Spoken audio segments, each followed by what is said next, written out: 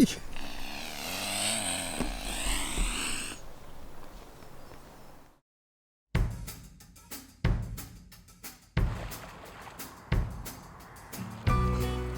Hello and welcome to our 4th episode of GoneFeral.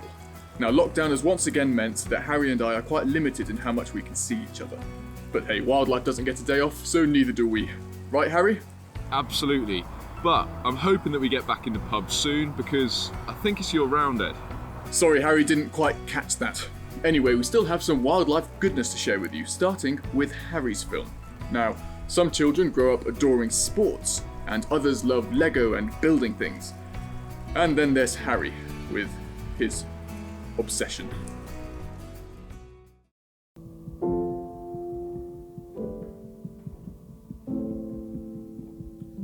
In 1996, I was born, and then, just a few years later, I was diagnosed with being a child. While I was busy being a child, my parents, bless them, had a real interest in moths and would raise them from eggs all the way through to fully developed adults. And in their spare time, they raised me. Unsurprisingly, I quickly became a budding moth enthusiast, regularly sneaking into our moth room after my bedtime, just to admire the beautiful little moths and caterpillars. Fast forward a decade or so, and here I am, on a boat. I'm still looking for caterpillars, and I'm loving it. Nice. Oi.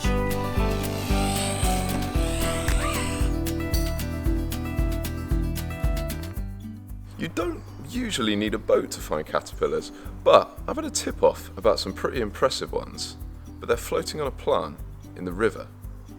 I think I'm nearly there. I think this could be it. It was. The caterpillars are elephant hawkmoth larvae, and, like all caterpillars, are incredible. They're named after elephants because of their trunk-like body. Their heads are also a bit peculiar looking, with large circular markings. These are thought to imitate the eyes of predators to deter attacks from birds. The caterpillars will spend the next month munching their way through the vegetation until they are nice and plump. Then, get this, they bury themselves alive, sometimes behind tree bark, and undergo metamorphosis to become moths.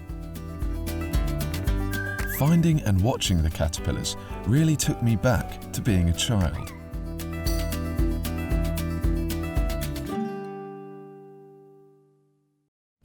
I'm not a child anymore. In fact, I'm pretty old. I recently turned 24. Quite the milestone, I think you'll agree. So, I treated myself to something really special. And it's over there. It's a moth trap!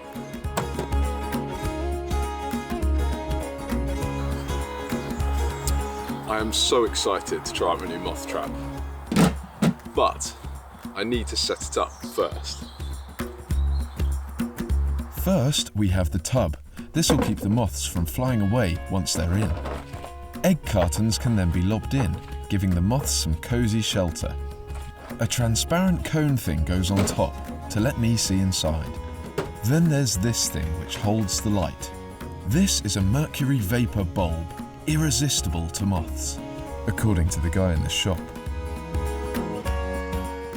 Moths are usually active at night, when it's dark. So,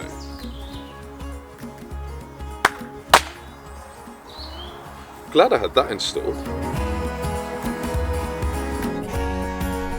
This is so exciting. So once the moth trap is set up, you just need to switch it on, and I'm going to leave this thing running all night, so I'll be back just before sunrise to see what we've got.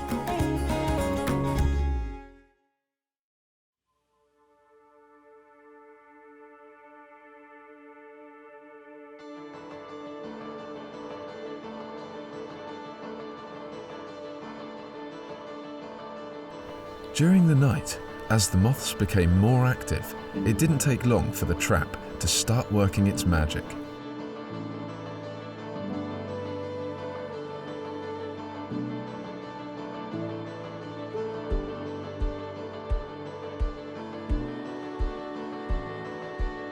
weird and wonderful bugs started to arrive, like this large yellow underwing and this beautiful brimstone moth. These fuzzy little creatures look almost mythical. With over 2,500 species of moths in the UK, I was hopeful that by the morning, the trap would catch a few fine specimens.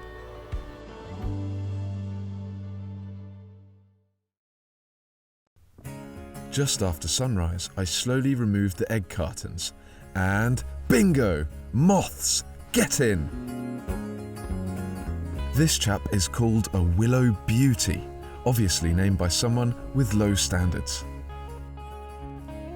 And this centre-barred sallow is identifiable by, using a book.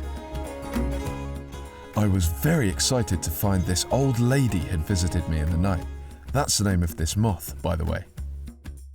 A frosted orange also stopped by. I'd have preferred a Terry's chocolate orange, but never mind. And the yellow underwing that we saw at the start of the evening decided to sleep over. I don't know what the hell this is, but it's definitely not a moth.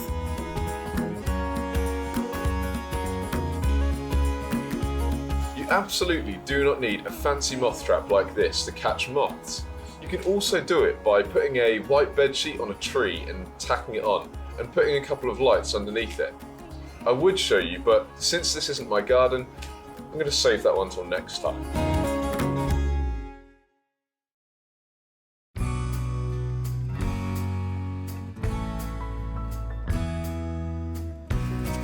Well, I'm glad you now all have an insight into what I have to deal with regularly, which is Harry waffling on about bugs. But hey, we've all got our quirks, I guess.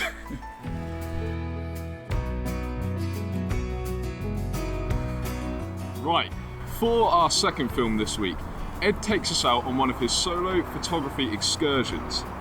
Whatever it is though, I highly doubt it will be as interesting as moths. Hello, I'm on my way into the depths of the Peak District National Park. And that's because last week I was fortunate enough to find some of my favourite birds here. Owls. Now, in the UK, we have 5 species of owl.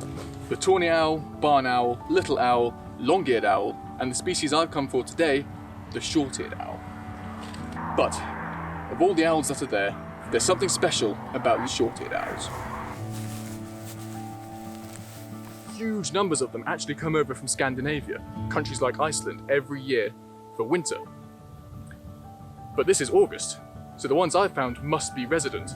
And I'm at the south end of the Peak District, and most resident pairs are up north somewhere like Scotland or North Yorkshire. So the owls here are quite special. Now there is one more reason why these owls are so special. And that's because it's not just an individual that's here, or even a pair. There's a whole family, including 3 juveniles who were born earlier in the year.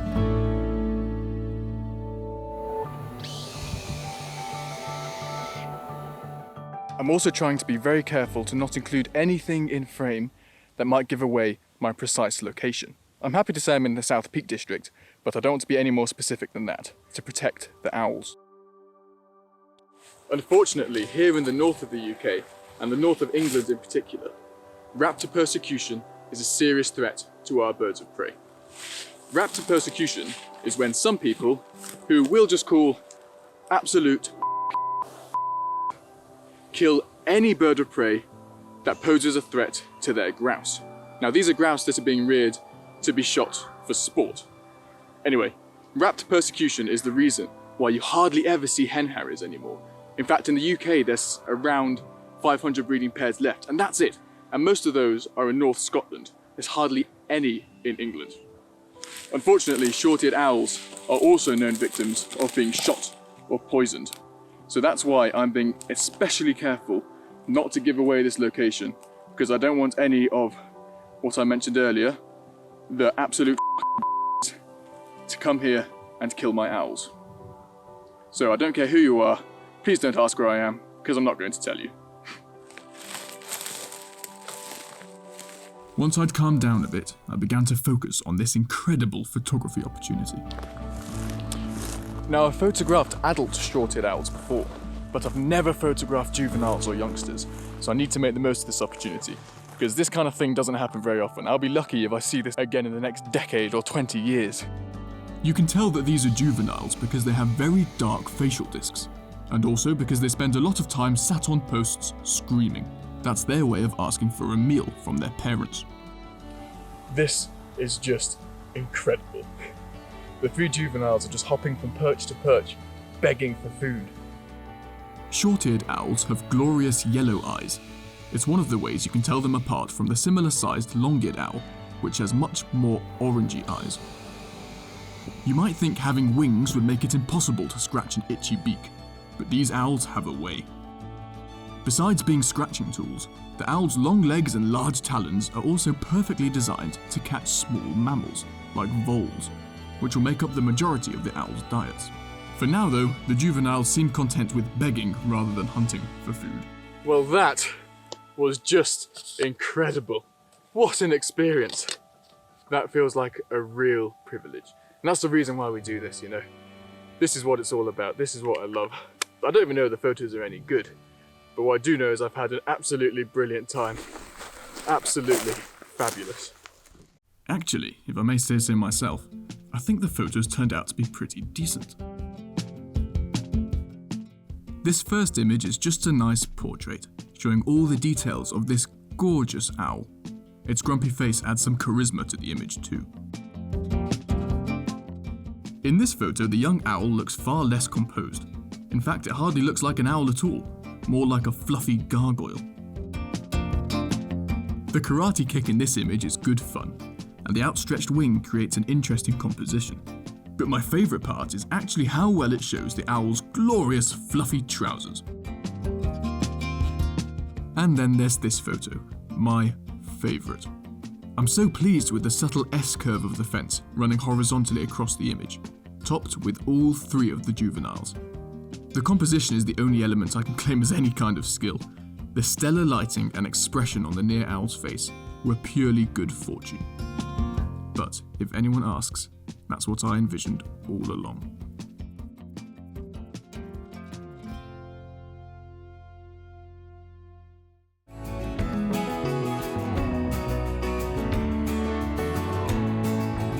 Okay, fair enough. Those owls were pretty cool. Not moth level cool, but still pretty cool. Thanks, Harry. Supportive as ever.